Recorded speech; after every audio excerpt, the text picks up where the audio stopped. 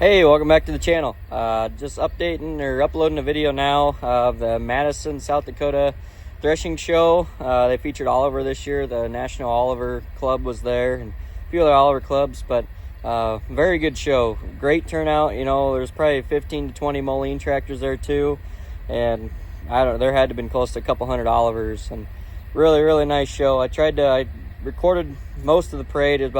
I think I might have missed the first couple tractors when I got over there, but you'll see that. You see the parade. Did a walkthrough of some of the Oliver stuff, and also some of the regular tractors that were there also. But yeah, hopefully you enjoy the video. And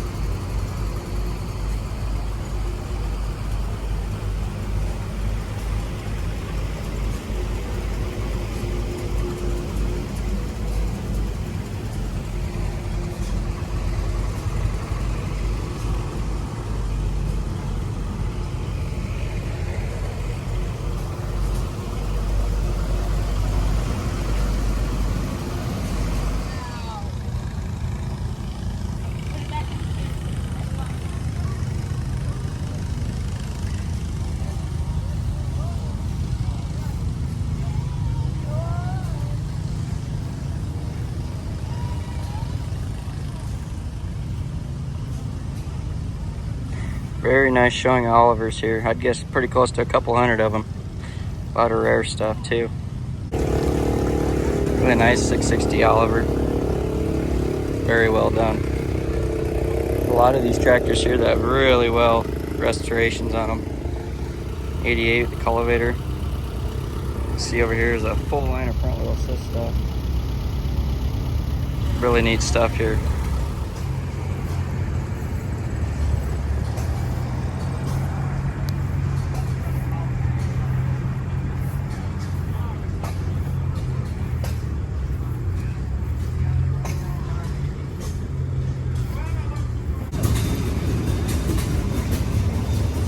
A lot of heart parts here.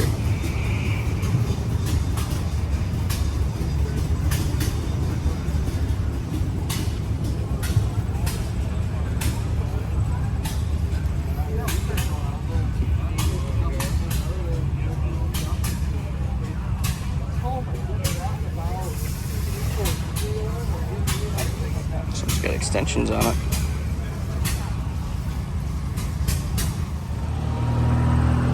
Film these for you John Deere fans.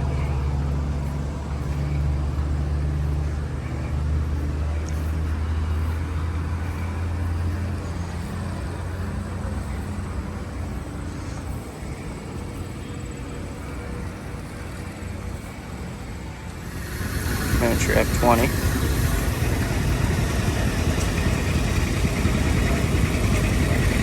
Kind of neat.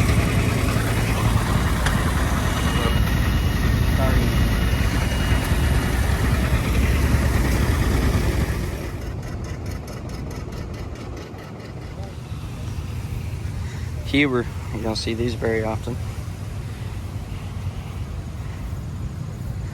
GM diesel been swapped into it. Twin stacks. Nice rubber.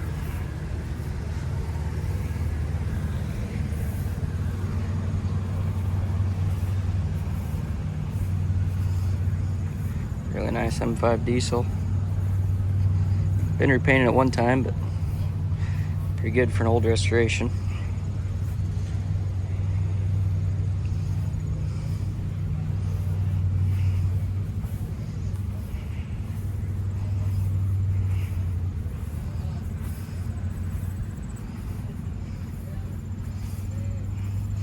It's all covered up yet. So it's been kind of raining on and off all day today, so not a whole lot of farming demonstrations going on. There is a steam train here. I've seen it run around once or twice, but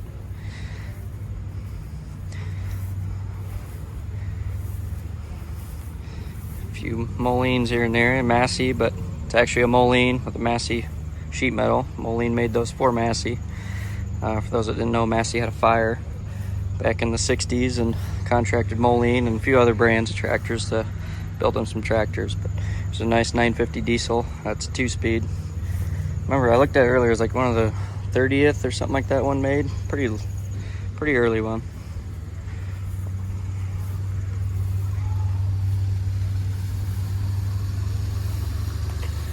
That's 5-star.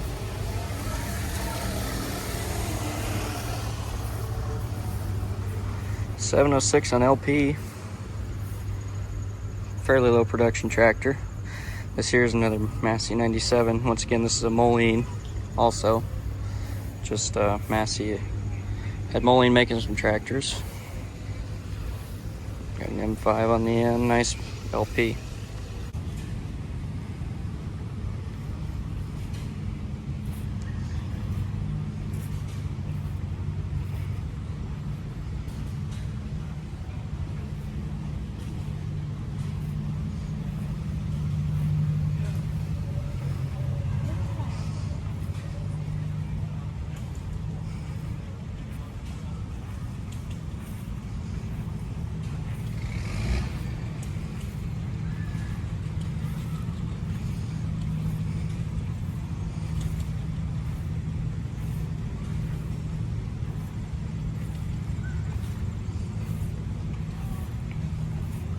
Nice row of farm walls right over here too.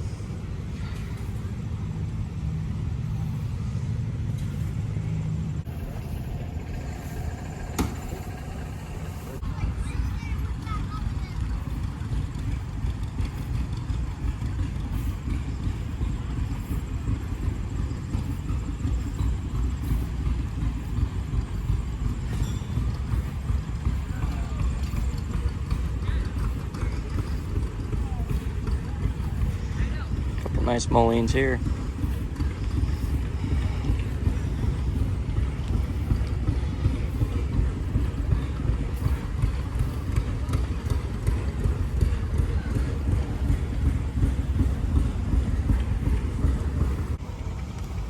Really nice original KTA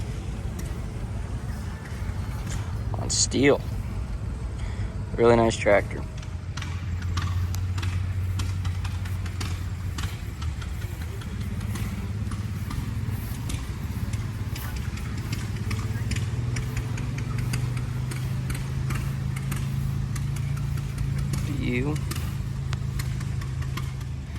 For you John Deere guys, 4520,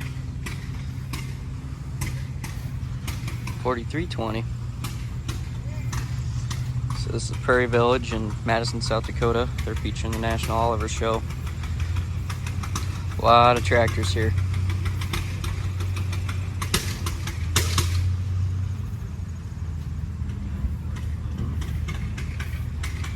Get to the Mini down here in the end. Nice G1000 Vista diesel. Wheel weights on the back. Suitcase weights, love to have them. Zoom me out a little bit there. Farm wall.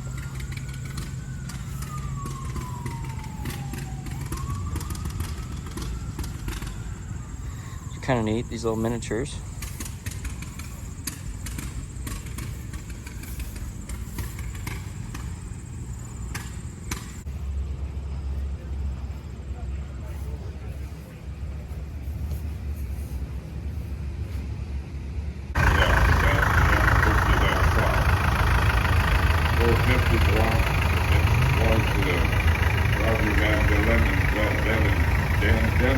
Family out of Dakota, Minnesota. 450 diesel. Again, a nice looking tractor. 3/4 plow and do the work for you. The Alice Chalmers behind that, the D17. A lot of stuff on the D17 would go back down to the WD, WC. You could pull the manifolds off of that and make your WC a lot quicker than your WD if you could pull the manifold. Nice tractor, did a nice job for Alice Chalmers. This one from Kenny Johnson out of Crook, 1946 age. Again, we're looking at a similar one. They still had the belt pulley because occasionally they would put them on a thrashing machine, but it wasn't long by the belt pulley system was dropped because the power takeoff came in and you had no need to run a thrashing machine, but you were running a combine already. got a little D15. This is a couple of steps down from your D17, belongs to Jim Vanderwerf out of Sioux. See that. WD-45 gassers, added that as well as a diesel with the Hpoca. This is their own engine on it. It's an oil clutch there, which made it handy, because now the Chalmers have what they call rotobaler, and you had to stop every bale. Since the bale was only about a foot and a half in diameter and weighed about 50 pounds, you stopped a lot. So hence you had the need for the oil clutch. My neighbor has a lot of these. This one keeps carrying out a Hpoca. My neighbor has a bunch of them. This is a purpose-built old horse. She'd get out and plow. This is a 1969 G1000. Nicely kept. He's up there a long ways off the ground. Beautiful little tractor. Then we step back a couple years, 1937B, Terry Kroger, Walnut Grove. This one is what you see is what you get. That way you get some exercise on your back end when you're sitting on it. It gives you a little, like the Beach Boys, good vibrations. No, maybe not. 1960, Ferguson bought the Jerry Pratt Clark on a Spring Top, Missouri.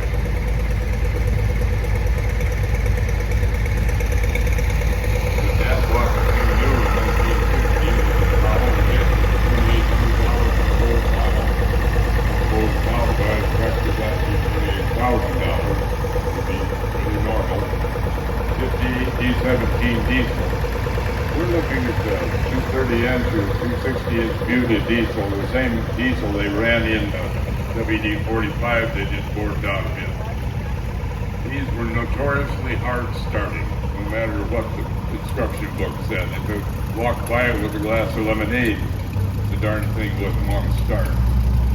Ellis Chalmers sold a ton of these. A lot of them been retrofitted to a little diesel engine. The little G belongs to Jack Winning from Custer, a truck garden tractor. Had a purpose and used it. The little B and the little C's. This one belongs to Mark Stearns. Again, the torque tube is Ellis' own proprietary deal. Little tractor, you put a belly mount mower underneath. That's how it went. It's nice to have. The C is its brothers. You see we're a little different in them. They're little high-speed, little four-cylinder engine. They do a nice job on what they do, but also a Stearns tractor. 51 Oliver 77 comes out of Gillette, Wyoming, all ditch. We're going to have tomorrow we'll have a whole pile of Olivers up here traveling for us, but this one's in the regular parade today. This is where they come to, and after we got that, they got into the Super Series, and then they went up into their triple-digit tractor. They're coming. I think everybody had a B John Deere at one time in their life. This is the 1948. This has the pressed steel frame. This is not a solid steel frame. The frame is long enough on these later ones to accommodate the elevator. The basic A John Deere. Again, we're looking at the plain vanilla A. This is a pretty early production. It came in 34. This is 1937. Round spokes on the back, which is a nice add-on. Later on, everything got covered up and went basically the same tractor. This Farmall was apparently bought as a plain Jane, one of Brad Harmon out of Madison, 1955. No PTO, no live PTO, no torque, no fast hit. In other words, let's just go out and plow. That's what they did. These things had an annoying tendency to have gravity bother them because they would tip over. Belongs to Brad Harmon, 1968. You're up there and you hit the badger hole and not good things. They're just, it's what it was. Now they've got them spread out twice that wide. Dave Gunderson out of Humboldt, another B John Deere, 1948B. This might have been a starter tractor for a lot of farmers when they went away from horses. The otherwise, our neighbor had a little B Farmall, a little stuff for a B, and his team. Then we get into John Deere running the two cylinders as far as they could. You have to give them credit as far as they could. George Crown Madison, this one isn't quite what it looks to be. It's got a 350 Chevy in it. Probably not near as good on gas as the old 656 was. Can't have everything. 1962 propane, 560, down to Dave Allen, on a Propane was the be able to get back to the fuel tank, and there was a consumption issue. The tank was in the way when you're looking down the front of it. John Deere finally solved that in the new generation and put the tank in front of radius. This is a big one. This old girl is one that my neighbor had. 1206 is a pretty nice running tractor, fair amount of power down the tail hill, and I don't know where South Dakota. Nicely finished tractor. It's nice to see the stuff come through that people take the time to sell it. It's hard to believe that these men need something.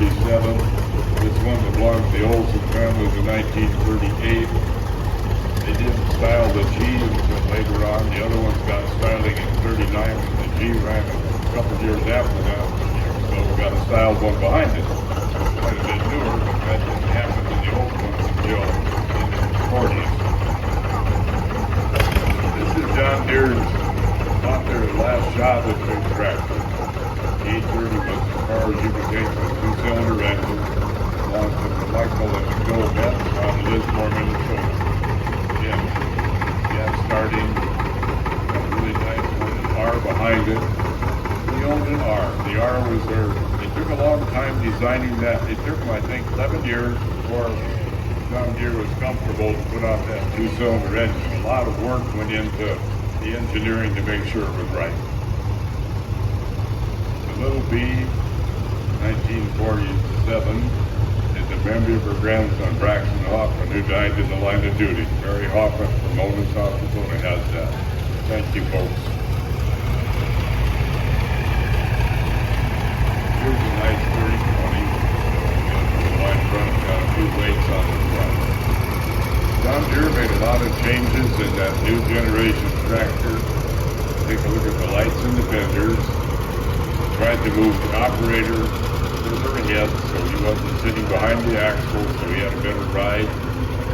The equipment and stuff that put in the guy's place. Dreyfus did a lot of work designing that tractor compared to what we're looking at behind. Fellow sitting behind the axle. The 41B belongs to Joe and Sharon Graham out of Sioux Falls. 41Bs were very dangerous. They had a road here about 18 miles an hour. I watched the guy tip one over once, so he didn't get hurt. It threw him off, but didn't help the tractor any. It's nice that somebody took the trouble to save that picker.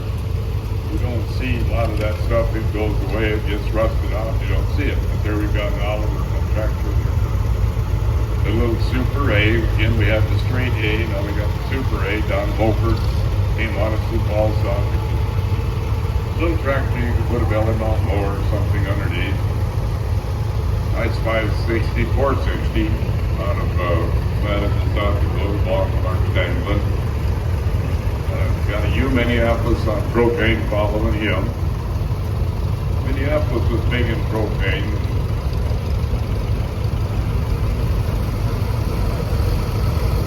This name was a crazy family. Minneapolis was big on propane. They put a lot of power units out. It's irrigated a lot. Nice little 17 belongs to the same family. They were second owners of the tractor. Came out with them. Nice little one. Here's the G6.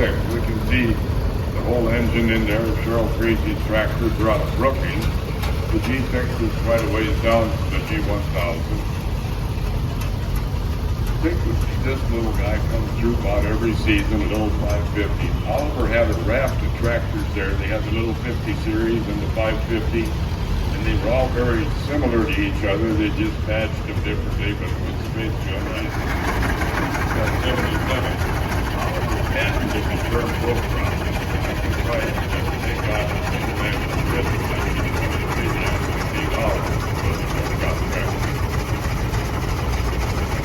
They got our old 2040 here. This guy came in a flatbeds, and it belongs to the same people. Yeah, we're belongs to the Creasy family out of Brookings. Case was successful in tractor. It worked well. It would do a lot more work on 2/3 of the fuel than another comparable 2040 rated tractor would. So it was a step forward. Case was a little slow getting into tractor. Nice M5 looking at us. Long Jack Blanket right on Madison. Brandon Wyland, little VW John Deere. Brandon from over Dell. Dave from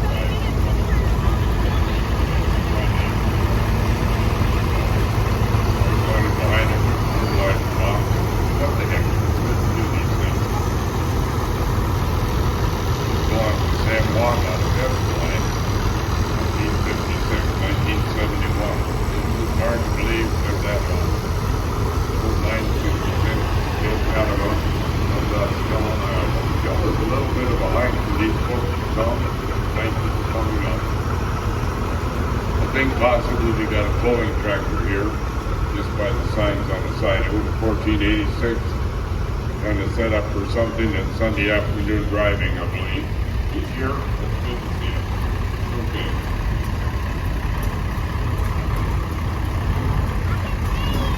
1957 Easton Greenfield. We're looking at somebody bringing from Castle Wood, which is a pretty good hike down here. Those guys have been blessed with rain up there. Maybe a whole bunch more. Looking at the Sioux River, you got a lot more rain up there. I was up there one day last week to Bruce. Yeah. A pretty M coming at us.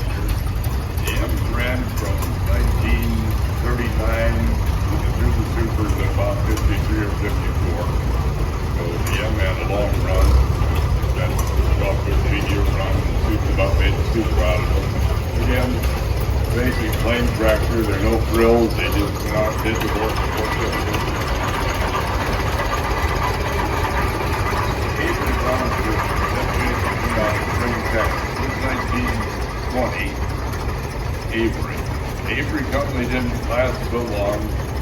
Not all of them did, but he's lucky enough that these guys kept his tractor alive. It steers with the chain. You look underneath, he winds the chain up one way, the other way, and that makes the tractor. 70 John Deere chasing that one. Smith, just moving it along there, going through the grade on that 70. If you want to get into this business, you can buy yourself a car counter, big lumber, Robert Coleman. These little guys started with gas engine. Interesting tractor. That was, like I say, John Deere's first shot at the diesel. That little bee chasing that 1943. And remember Roger Nelson. Roger always used to bring on the best. Another very nice 830 diesel. John Deere tried to use some of the stuff that they were building for the new generation tractors. They would put some of the little trinkety things in that they could do without tipping the hand. They were trying to keep these working on it. Put the old stripes and weights and coloring of what else you could do. This used to be a really, really, really big tractor. The D21 belongs to Roger and Mary Lee. This one comes out of the Smith. That's not a baby tractor. That was a big tractor when I was a kid. I remember Del Jumper Dealer using the tractor pull, Dick Wingmile down at Fair and Sioux Falls. Why? You had a big horse. You got an M behind you. That's basically your plain M farm ball. We got another Minneapolis going to Hpoca farm out of Madison. Wanted to AD for tractor. It was one of Saunders and Prairie Village. Most of those guys have been gone for a while. I think Joe Haber probably lasted almost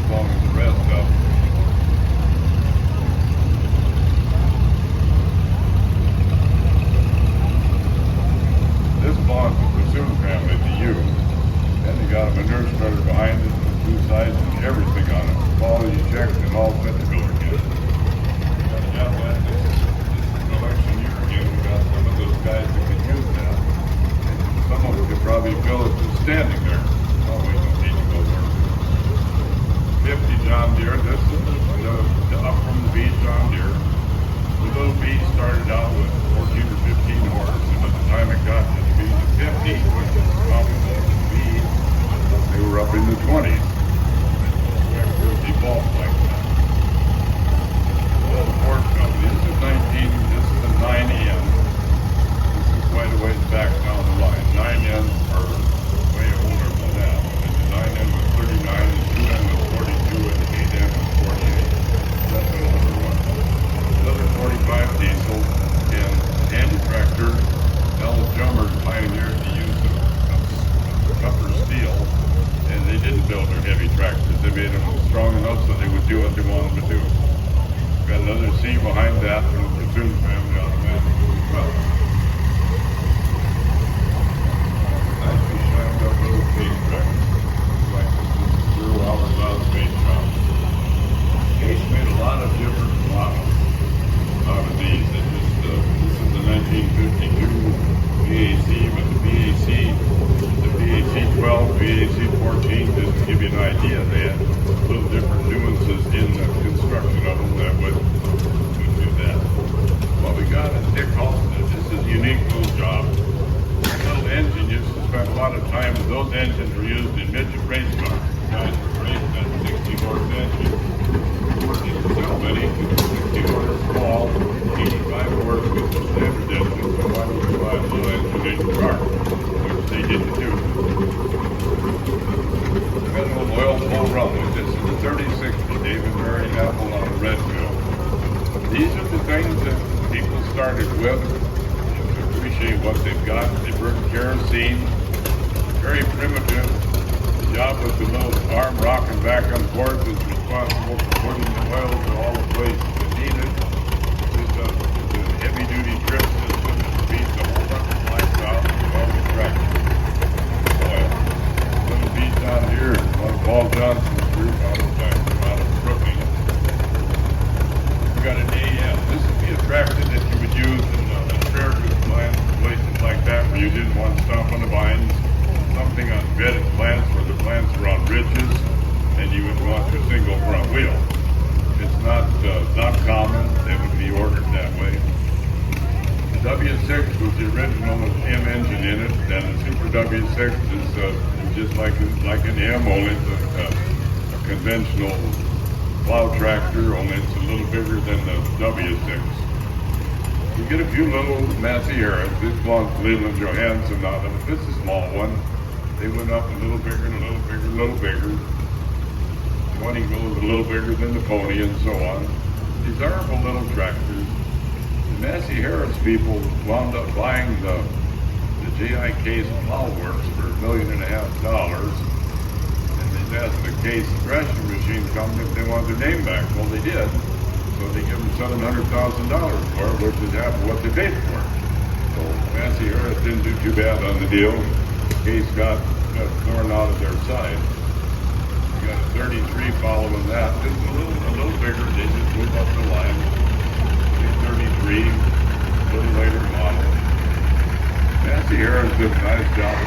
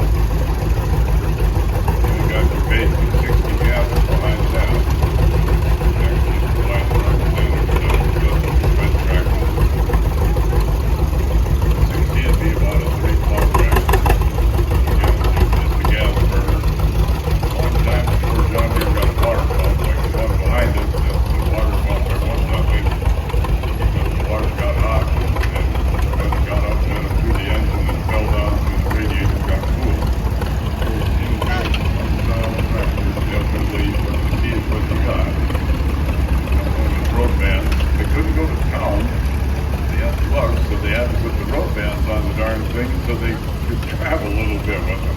Things you can't get away with.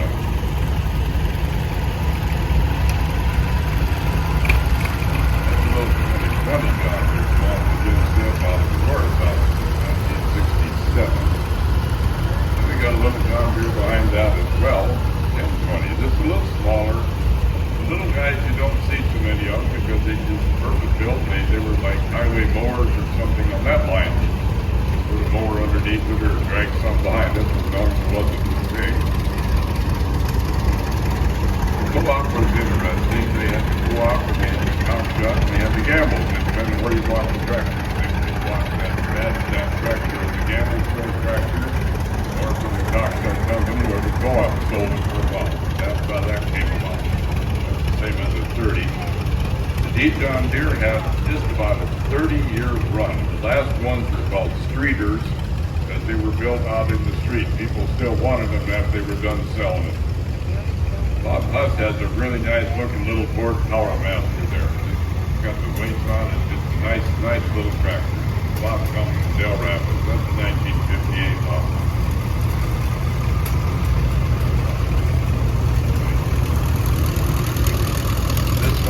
The Olson family out of Madison, South Dakota, 1943 8-car model. Delmer's, the WC, first ones came out in 34, and later on they were styled. We have one in our museum that's number 285, and there were 160,000 of them, so it's a very early one. It's a little different than that one. No styling and some different things on it as well. Just lucky and have to find it. A nice 560. They had trouble with the 560. They did not have the rear end heavy enough to handle the engine they put in front of them. A lot of the tractors got recalled and international art spent quite a little money correcting their mistakes. Interesting high crop. These are beautiful pieces. Belong to Dale Ellis and Trevor. These were used in the cane country. They're up in the air. They had a purpose built, and most of them had a hard life. They probably had a people working that one when he found his job for that. Here's the 80. We got the 80, the 820, and the 830. Belongs to Deere Teaching now. It's working cost. It's 1956. Yeah. John Deere man.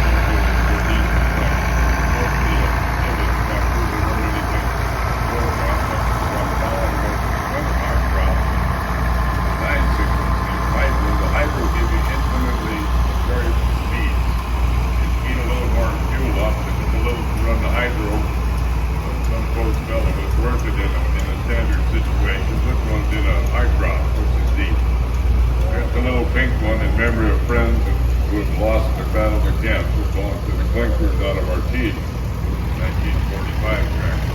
And a cute little wagon behind it.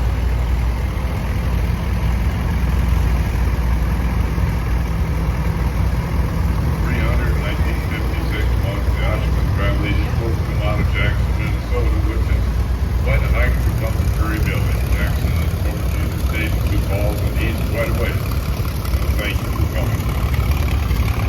Here we got the old light vanilla WC. This is what you got. These old girls are square all the way around. Nothing fancy. Look what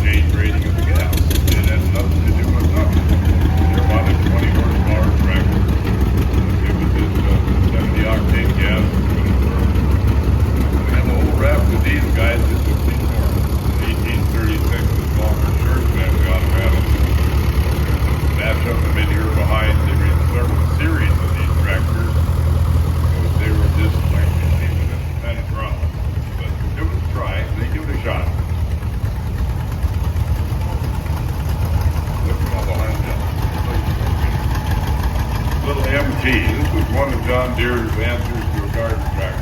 Sean Vanderwall, the young lady that it belongs to, she works down in the concession stand down there at the tractor pull, several up do, and they do a lot of upgrading at the barns, help with paint and things at Prairie Village here with the money picked up with that. The little 56.5 money belongs to Michael O'Kane out of Hartford, South. Next up would be the 30 series. If you look at the paint scheme on this, it's a little different than the later one. Cage is an interesting little tractor. The pulley turns backwards with the camshafts on that. That's why that looks backwards. This is something you could rake hay all day with on a 5-gallon can of gas. Lines with O'Kane football has it. We got an A behind that one, same family. We got an A from Mars Farms out of London, South Dakota. A whole bunch of family on that there tractor. One pretty small family. That's good to see. We need some more of that. 1963 830 Woody Hawk out of Eureka. Case-O-Matic was a really, really good feature. I owned an 800. I loved it. You could start out in the field with the load, shift through your gears, and the Case-O-Matic would let you get up to speed. You could lock it in gear and go. Wonderful idea. Then we get the little RC. Case has here between the B and the RC and the VAC. They kind of fit together. This had a Waukesha engine in these. This has the one behind it as well, the VAC 1946. You notice that one has a different style than the one we had earlier. There's so many styles. Then we got a 70 here. We've talked about 70s before. These styles this here, this is 1937. It's got the side curves on it. Most of the time people do the side curves away because they just didn't think it did any good. But they were okay to leave on. F20. Johnson Anderson out of Madison, 1935. You can see the F20. We had one just a minute ago. Cleaned up. They decided to use air cleaners. If you look at some of these old ones we'll see tomorrow, they didn't have air cleaners. Interesting old combine. Oliver borrowed other combines a lot from Hpoca. Hpoca people have combine, and Oliver wound up with Hpoca as all the smoke cleared. So they made use of what they had.